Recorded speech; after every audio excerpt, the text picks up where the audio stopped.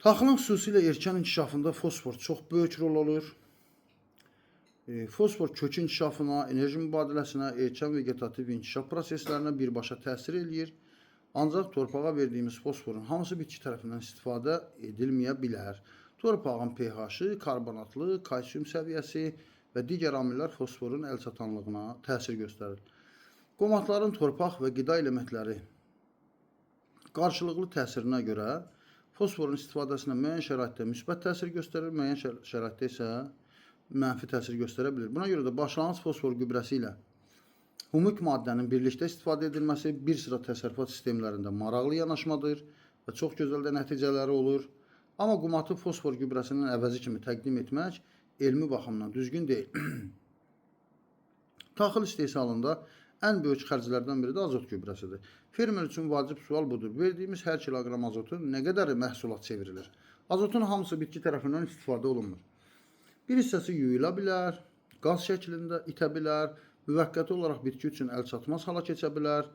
Burada amin turşularının da xüsusi maraq doğurur. Çünki amin turşuları azot metabolizmasının bir hissəsidir və bitki zülal sintezinin əsas komponentlərindəndir. Bu səbəbdən də 10% amin turşusu olan qumat formulunun, yəni Fable qumatın əsas üstünlüklərindən biri yalnız kökü və qida mənimsəməsini dəstəkləmək deyil, eyni zamanda mənimsənilən azotun bitki daxilində metabolik proseslərdə istifadəsində də dəstəkləmək potensialıdır.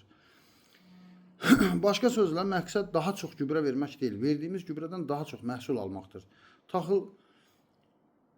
Taxılçılığın gələcəyi məhz bu prinsiplə bağlıdır.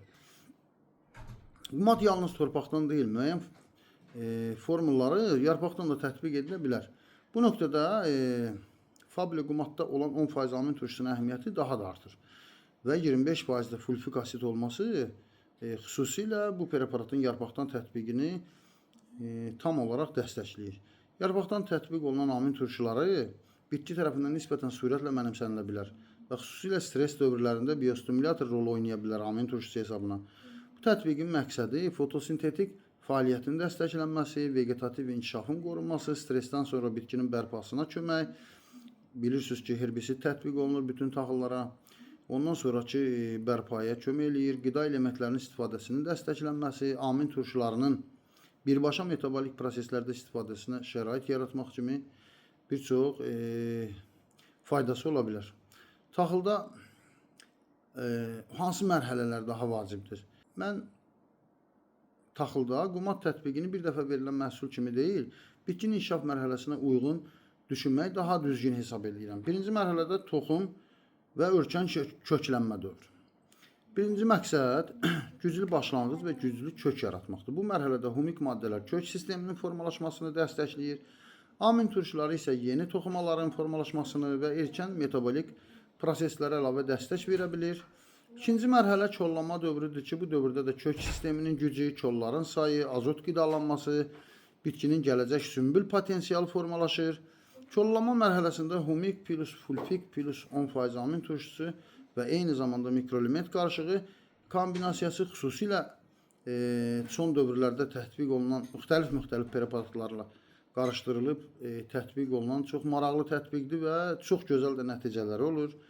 Çünki humik maddələr daha çox kök qidalanma sistemini, amin turşuları isə bitkinin metabolik və stresə cavab mexanizmlərini dəstəkləyir.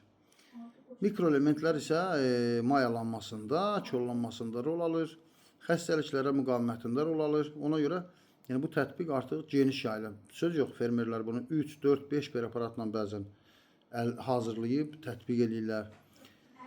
Üçüncü mərhələ isə boruya çıxma məsələsidir. Boruya çıxma başladıqda bitkinin qida və su tələbatı artır. Artıq bitkidə sürətlə vegetativ kütlə yaranır. Bu mərhələdə amin turşularının əhəmiyyəti xüsusilə stres şəraitində ortaya çıxır. Əgər bitki soyuqdan çıxıbsa və yaxud quraqlıq keçirdibsə və yaxud yüksək temperatur dəyişikliyinə məruz qalıbsa, duzluluq və yaxud da kök stresi varsa, amin turşuları bərpa proqramının mühüm hissəsi ola bilər. Dördüncü mərhələ bayraq yarpağı və sümbülləmə. Bayraq yarpağın sağlam qalması dərinin dolmasına birbaşa xidmət edir. Bu mərhələdə artıq məqsəd çox kollanma deyil, məqsəd yaranmış məhsul potensialını qorumaqdır. Burada humik maddələr, qida maddələrinin istifadəsini dəstəklədiyi halda amin turşuları bitkinin aktiv metabolizminin və fotosintetik aparatın stres altında qorunmasına kömək edə bilir.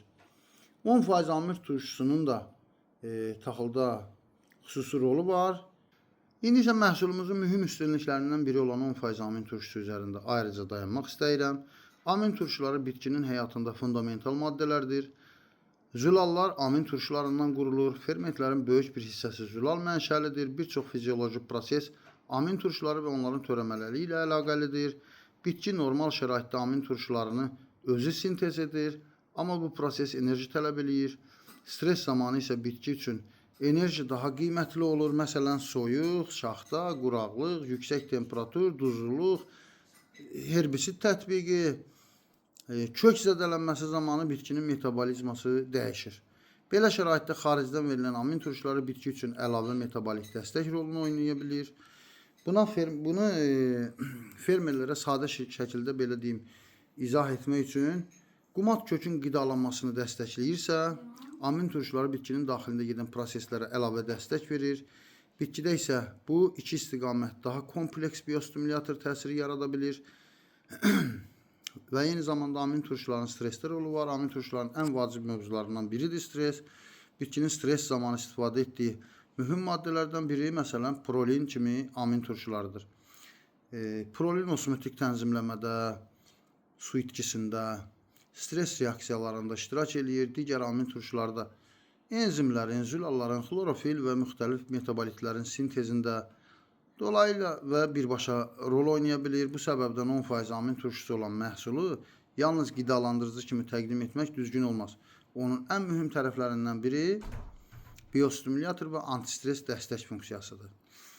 Amin turşusu nəyə əvəz etmir? Burada da düzgün bir gözlənti yaratmaq lazımdır. Yəni amin turşusu verdik deyə çox şey əvəz eləmir.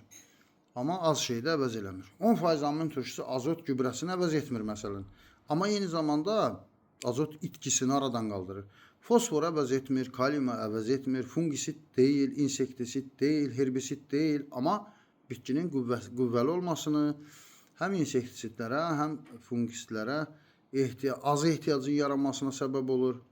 Amin turşusu bitkinin işləmə qabiliyyətini dəstəkləyir, belə qısa desək. Yəni əsas qidalanma proqramının yanında istifadə olunur.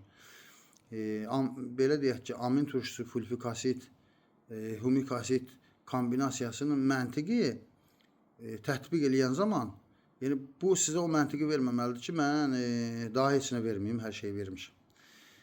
Yəni onun içindəki elementlərin miqdarı da çox kiçikdir və hektara da tətbiq dozası da çox aşağıdır. Yəni 1 litr hektara çox aşağı bir dozadır. Yəni ona görə belə bir səhvi buraxmağımız düzgün deyil.